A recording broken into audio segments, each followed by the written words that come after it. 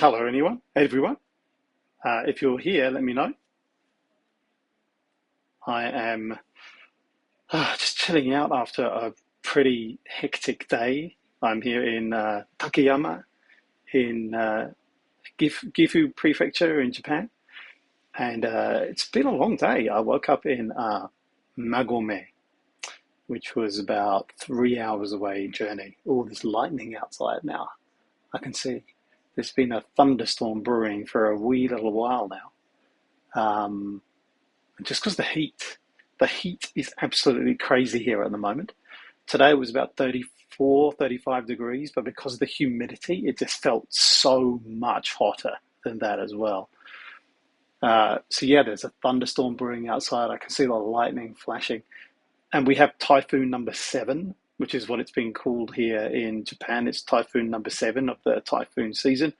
That's just rolling in off the coast of Tokyo and it's taking a turn a little bit down to the south. So it's probably going to hit the shore around sort of like around the Kanto region, probably on Tuesday now. It's Sunday night here. Um, Finding it easy to lose track of days. It's the Obon holiday here in Japan, and everybody's been kind of like trying to alter their plans because of this bad weather that's coming. It's normally a week-long holiday where people go and see their family or just take time off. And it's normally pretty hectic, and it certainly has been here today. When I got off the train in Takayama, the place was packed. Uh, Made a few videos down some of the main shopping streets, and then a little bit quieter a bit later on too. But yes, it's been very, very hot, and I've been struggling to cope a little bit. Drank all of this full of electrolyte liquids this afternoon once I managed to settle down into my accommodation, which you can see behind me. It's a traditional old ryokan. But it's actually a minshuku, which is kind of like a family-run guest house, which is a little bit smaller. Drained that, and now I've got some water as well. Um, and this too, which I'm sipping on just to rehydrate. But it's been a cracking. Oh, let's turn the chat on so I can see you actually. There we go. It's been an absolutely cracking trip so far. I've been landed in Tokyo, spent some time with my friend who is a tour guide based there as well. I was based in the Asakusa region. I'll be going back to Asakusa as well at the end of this week-long sort of JR rail pass, which is what I'm doing at the moment. So I had a couple of days in Tokyo, and then I left Tokyo really early that morning, and I headed. Oh my God, where did I go? It feels like such a long time ago now already. Um, Sumago, Sumago is where I headed. The really big contrast between like the crazy urban life of Tokyo, the biggest megacity in the world, to a very small, picturesque walk, a culturally and historically significant hike between two what are called postal towns in Japan, Sumago, which is where you're going from one little preserved town where they've tried to keep the architecture as close to what it looked like in the Edo period to another post town, Magome. Um, and that was a challenging walk. Normally you do it from Magome, which is up here, down to Sumago, which is like kind of slightly downhill. And I did it the other way around because I couldn't find any accommodation in Sumago. So I went to Magome, and then went up, up, up for about, I think, 7 kilometers. But when you're doing a 7 kilometer walk uphill, and it is 32, 33 degrees, and it's high humidity, boy, that's tough and challenging. Uh, so I had lots of water with me and a little bit of electrolyte liquid as well. And someone told me that there were vending machines on the way, and they're not kidding. If you look out for them, they are there, but probably not where you most need them. But one thing was very welcome. Someone did tell me that there was a guy who runs a free tea house. It's probably about two-thirds of the way if you're going from Sumago to Magome. And that was most refreshing and most welcome. And he even gives out little sweets for people as well. And that little sugar hit was quite important for me right then. So yeah, if you have an Apple Watch, I busted my move record by quite a long way yesterday. Um, yeah, I almost tripled my move wheel, which was pretty impressive. Um, and then the best thing about last night was that I turned up at my Minchiku, my little guest house. Must have been about 3 o'clock in the afternoon. I actually got my luggage shipped from the tourist office in Tsumagome. So I was only carrying my day pack. I didn't have to carry my other pack. It cost about 1,000 yen, but still it was well worth it to have that shipped up ahead of me. And the best thing was that my accommodation was 3 doors down from the tourist information office, so I didn't have far to take it. So when I finally busted through the door, I asked if I'd only paid for accommodation, but I found out that all the food outlets close at 5 p.m. in this mountain postal village. And so I knew that they put on dinner for their guests, but I hadn't bought it in advance. So I asked, could you possibly put me on the dinner list? And because I'd got there early enough at 3 p.m., they did. And so at 6 p.m., I turned up for the most fantastic dinner. It was just so many different bits and pieces there was delicious trout. I normally don't like trout, but this is absolutely fantastic. Tempura battered vegetables, cold soba noodles, rice, all the pickled vegetables, and then this sukiyaki kind of like a dish, but less broth. It was just this flame under this dish that cooked all these mushrooms, mountain vegetable mushrooms, and must have been beef, I guess, heated beef. And that was delicious. I didn't think I was going to get through it all, to be honest, but I had no problem. I had quite an appetite after doing all that walking yesterday. But the best thing about it was so totally unexpected as to how good this meal was going to be. But the weirdest thing was that they actually served up this kind of like horse sashimi. So you could try that, and I tried it, and it wasn't horrible, but I probably wouldn't choose to go out of the way to eat it. One of the things that I have seen here in Takayama, now that I am here, I've seen on the menu a few times, is bear. You can eat bear. And so as I've been walking along, there are lots of places where you stop and you ring the bell to let the bears know that you're around so that you don't surprise them.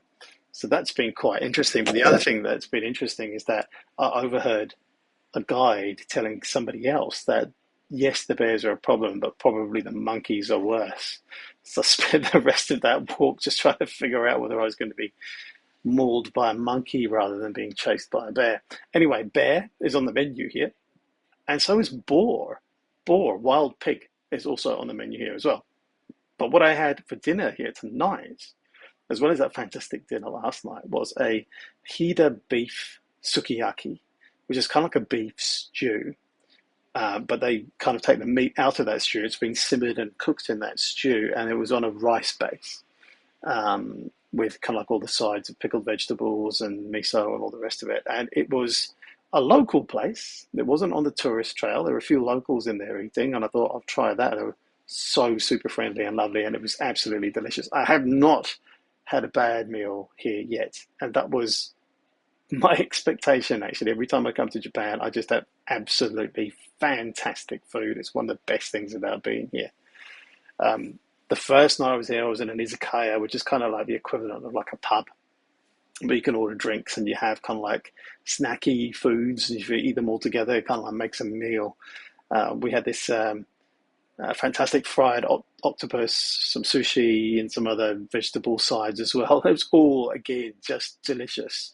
With my friend Hisako, who's a tour guide and was taking me through a few things and asking me my plans, and pretty much said, I think you've got it all sorted. There's nothing else that I can tell you that's going to be particularly helpful. She did tell me a couple of things that were actually helpful, so it was really good to see her. But it was just, the food's just been amazing. Tomorrow is going to be a bit difficult for food. I bumped into a guy today. I went to Chirago Ramen in Takayama, which is kind of like famous. It's been going since the 1980s. There's a big queue outside. And I took my place in the queue to go in. And this guy who was in front of me said, oh, don't forget to write your name at the front of the queue. And I totally forgot that that's what you're supposed to do. Before you get in the queue, you write your name down so they know who you are and you can see your place in the queue. And he turned out to be a Japanese teacher who taught English. in Osaka. So we had a good chat about his experiences. But he was telling me that in Shirakawa-go, which is where he went yesterday, which is this kind of UNESCO World Heritage Site where you have the big A-frame with the big thatch roofs, which you may have seen on the internet. Mainly, normally covered in snow is the sort of photos that they use. But in this one, it was. He was saying that it was really, really hot there, and the problem is that not many places have air conditioning, and there were quite a few people wilting at the end of the day, just kind of sticking to the shade. So tomorrow morning, I get the bus at 7:50. I leave here about 7 o'clock, and I'm going to head to a convenience store and pretty much pack as much drink as I can carry in order to get me through the day before I end up in Kanazawa, which is where my bus is going to take me out, and then getting on the Thunderbird Limited Express train to Kyoto. So that's where I'll end up sleeping tomorrow night. It's been such a whirlwind. Each day is kind of like blending into the next, but I've been filming tons. So be aware, and you'll see some of that. I'm planning on putting these out as like little travel guides, and I'm hoping that people are going to find this interesting. And I've filmed most of it unexpectedly with the Insta360 Flow and my iPhone. It's been an absolute pleasure to use. The more I use it, the more fantastic I realize that this device is. It's just been really, really good. And I've really been enjoying using it. It really is kind of pocketable. And that's been the nicest thing about it. I've just had it with me like the whole time. It's been absolutely great. So I'm just seeing if anybody else is around or anybody's saying anything. There's been a few people popping in and out every now and again. Not many regulars who I've seen yet. Can't really tell because no one's talking. So hit me a like or give me a shout if you are watching, and let me know if you've got any questions about what it's like being in Japan at the moment. Apart from it being hot and we're about to get smashed by Typhoon 7. I have, if you're wondering why I'm wearing this, I'm wearing yukata. I've just had a little private onsen. This is a really like reasonable place to stay, and one of the things that attracted me to it is like I really love onsen, like private baths, mineral pool baths, and this one has got a little private, little small one that you can use. You kind of wash yourself and you get into this kind of like communal bath, but you can book a little. You don't even have to book a private little session. It's open between 4 in the afternoon and 10 o'clock at night on a first come first service. Don't hog it. Just stay in there for half an hour, or whatever. And it was just beautiful. It was 29.6 degrees, which is just right. I tried to go on one last night in the place in Magomi. It was scalding hot. It must have been about 40 degrees or something. I put my toe in. I just thought, no, I can't get in that. I've just got out of 33-degree heat. The last thing I want to do is do that. But this tonight was absolutely perfect. 29.6 degrees. Has the mineral readout and everything. If you're interested, I can post that as a photo or something sometime. One of the things I have been surprised about is how many tourists there have been here.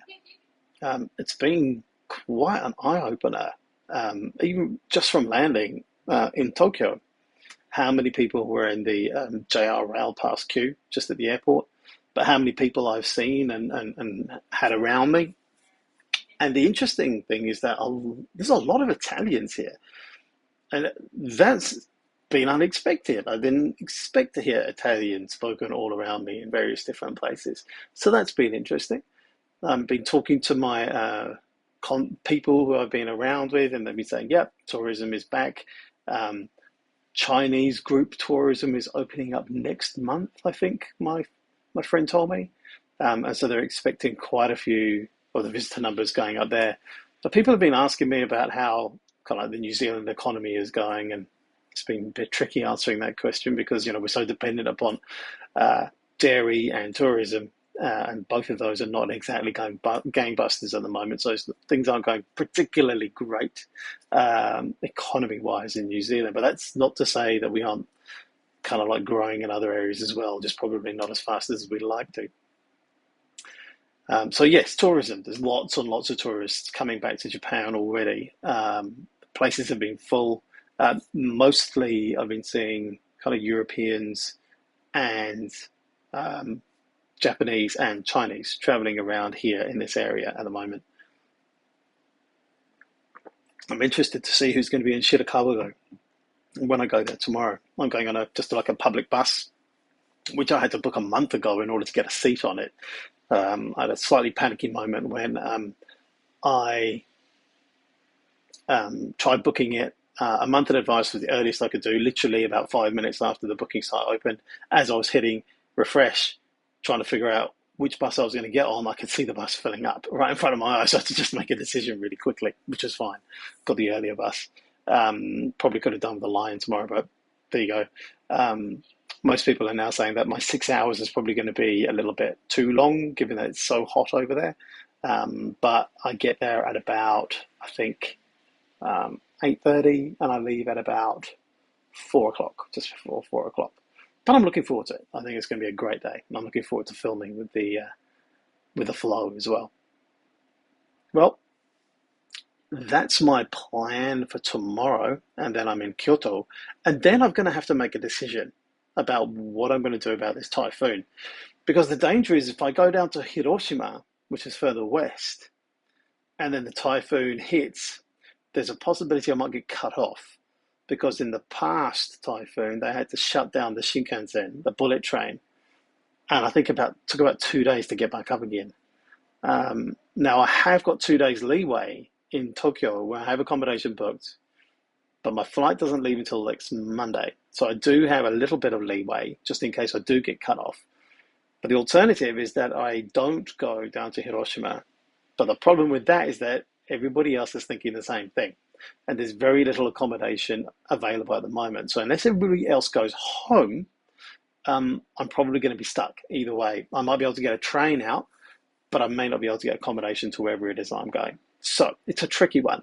I'm probably going to end up losing a day in Kyoto, if I'm honest. I'm probably going to end up just sitting there. I've got 2 nights booked in Kyoto. I arrive late on the first night, and I've got the whole day, and then I've got the next morning in Kyoto, and I might end up spending a few more hours in Kyoto before I go to Nara. And then we'll just have to see. I'll just have to call it a little bit closer to the time. I know that the people who I'm meeting in Nara, who are my old homestay family back from 2007, it's now 2023. This is the first time we've seen each other since then. Can't wait to see them. Those lovely people. They're worried about our arrangements and how we're going to do this. They're worried about me and my safety. They're being very, very sweet and caring about it. So we're in close contact. We're talking on Facebook every day, and we'll figure out how we're going to do this. But yeah, I'm starting to lose my voice a little bit now. It's a shame nobody's chatting. I know there's a few of you that's been popping in every now and again. Anyway, this will be there for people to watch. I'll try and bump in with my live stream a little bit later on during the week as well. Till then, sayonara.